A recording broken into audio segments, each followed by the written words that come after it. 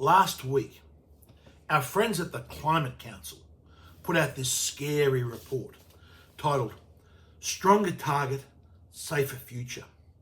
Why Australia's 2035 climate targets matter. Now, I've read through this and it's just a complete and utter nonsense. The whole thing is just garbage. I'm going to go through the main points that they're trying to make here, this Climate Council, and debunk every single one of them with the data, the science, and the facts. Now, firstly, the Climate Council claim here in this report, they say here, a stronger 35 climate target will keep Australians safer. A weaker target risks more disasters, more damage, more danger. Well, this is complete and utter nonsense, and I'll tell you why. If Australia was to reach this mythical net zero target by 2050, how much warming will be avoided? Well, the data's there to calculate this. And if we use the IPCC's own data, and we assume that they're correct, we assume that CO2, the thing that turns plain water into sparkling mineral water, if that CO2 is actually the control knob for global temperatures, we'll just assume that's correct. Australia going zero or to net zero by 2050, the actual warming avoided will be 1/100th of 1 degree by the year 2100. So at the end of this century, if they're right and if CO2 is that control knob, Australia going net zero, we are going to avoid 1/100th of 1 degree centigrade. So the whole thing to start with is a complete nonsense. So what the target is in 2035 on the way to this mythical net zero of 2050, which will save 1/100th of 1 degree, is bugger all. It will have no effect whatsoever. The 2035 target is completely and utterly meaningless. It will not change the global temperature. It will not make us safer or less safe. It is a complete and utter nonsense. The data and the numbers show that the Climate Council is just making this up and speaking unmitigated rubbish, as they normally do. The other thing they state here in this report, that Australians are already living with climate consequences. Well, anyone that studies our history will know that since the first fleet pulled up into Botany Bay and had to go and move around to Sydney Cove, we've been living with climate consequences. We live in a land of drought and flooding rains. The question is, are they getting worse or better? Now, they also say here, the Climate Council, the costs are soaring. Well, that's something we can measure. You can measure the costs of climate disasters. And measurements have been done on this. And the only way to measure the cost of climate disasters, because you have inflation, you have increasing populations, you have bigger cities, you have more infrastructure at risk. The only way to measure over a period of time the costs of climate disasters are as a percentage of GDP. And that's what this graph does here, done by a statistician called Roger Pilecki, a junior. He has put this chart together.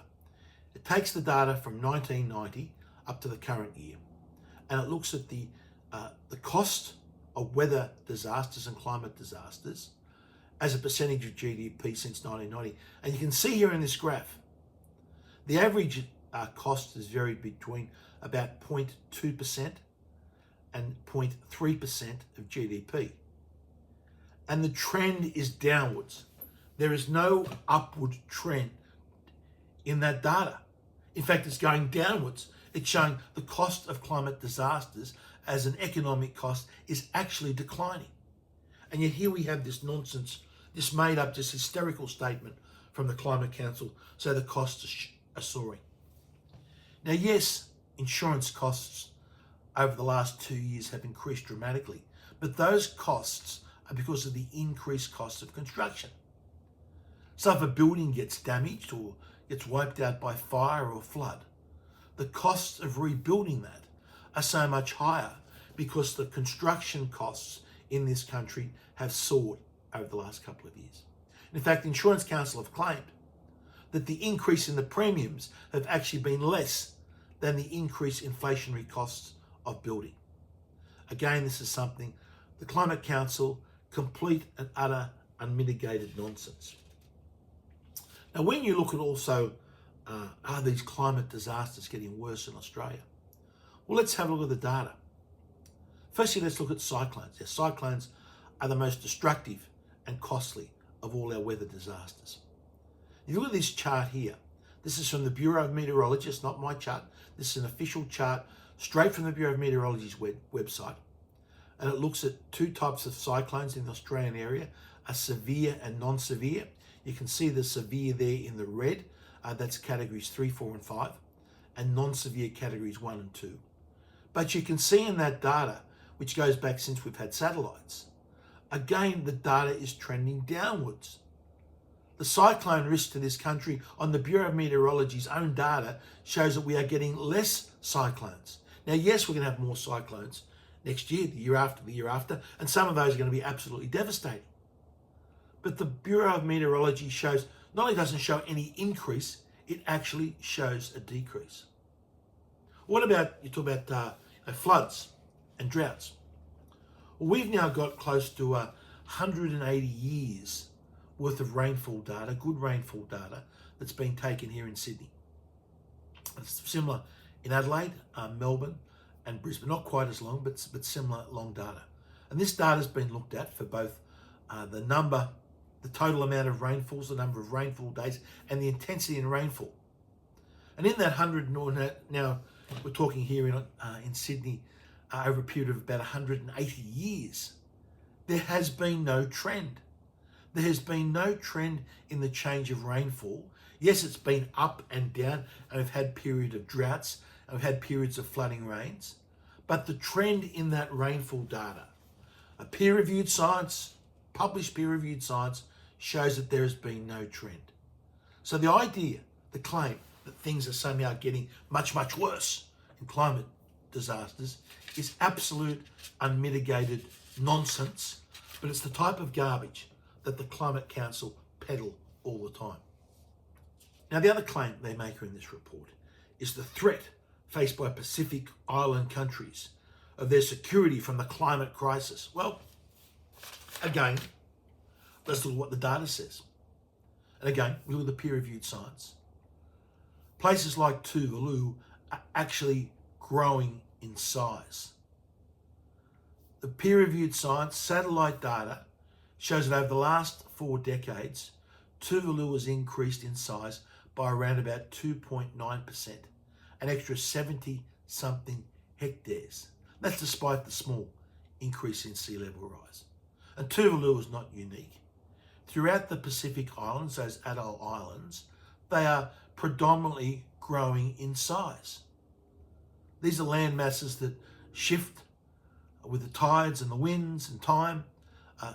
There's 1 or 2 islands that are getting smaller in size, but overall, the inhabited islands and most of the islands are growing in size.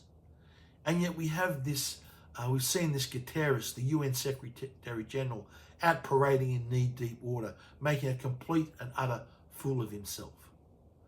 It damages these islanders to tell them that their islands have no future. We should be telling these people exactly what the science says, that your islands are increasing in size and they are be stable for habitation for years and years to come. The other claim, now the other nonsense claim that the Climate Council make, as they say here, significant economic and diplomatic opportunities can flow from a strong target. Economic opportunities. A so-called strong target means that we here in Australia have to abandon our cheapest form of electricity generation, which is our coal-fired power. It means more subsidies for renewables. It means more subsidies for solar, more subsidies for wind, more costs, more transmission lines, higher and higher costs for consumers and business and industry for electricity. Just like we've seen over the last 20 years since this madness has come onto the country, where electricity prices continue to go up. We heard the Albanese government back in 2022 before they were elected. All these wonderful renewables were meant to lower prices. Well, it's done the exact opposite. It's pushed prices higher and higher and higher. And remember, net zero is not just about electricity. It's also about our agricultural industry, our transport. It's about our mining industries. All of those industries will be hit with higher costs and less ability to produce, more red tape, more restrictions, and that will diminish economic opportunities in this country. Pushing for a so-called higher target will make a bad situation even worse. It will lead to this nation becoming completely and utterly impoverished. That's why we need to speak out and debunk this nonsense being put out by the Climate Council. It's one thing to sit there and feel good that, oh yes, you're protecting the environment and these things. This is doing nothing for the environment. In fact, if you look at the damage that's being done down in the Snowy Mountains, bulldozing through the Snowy Mountains, our beautiful national parks there, ripping it apart to put these new transmission lines in for Snowy, the white elephant of Snowy 2.0. It is doing environmental damage to this country, this net zero nonsense. But most of all, it is damaging our economy. It is impoverishing Australians. It is sending us backwards as a nation. And when a mob like the Climate Council put out this complete and utter nonsense, we need to call it out and debunk the rubbish that they're talking about with the science, the data, and the facts.